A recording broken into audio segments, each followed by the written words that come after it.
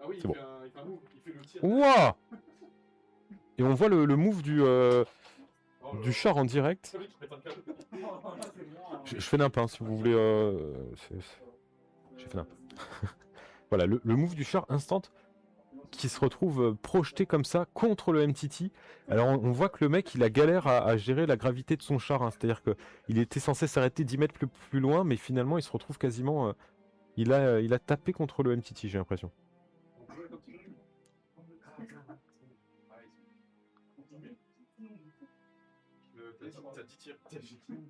Et alors on le voit, c'est un char. Normalement ce sont des TX-130, si je ne dis pas n'importe quoi. Ces chars, donc c'est des chars aéropropulsés. Et on le voit là dans une version... dans l'une des dernières versions dans laquelle il est sorti, c'est-à-dire qu'on l'a eu en plusieurs... Enfin, il est sorti en plusieurs versions.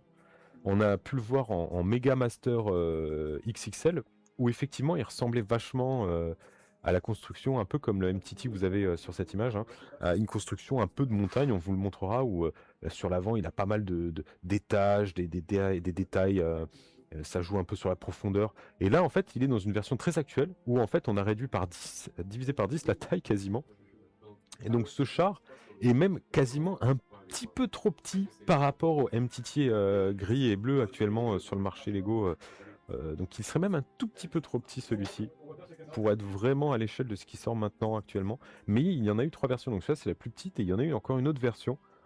Voilà, une autre version, mais entre les deux. Mais quand je retourne sur le plateau, je choperai le char première gène. On pourra faire une petite comparaison pour ceux qui sont le plus intéressés par le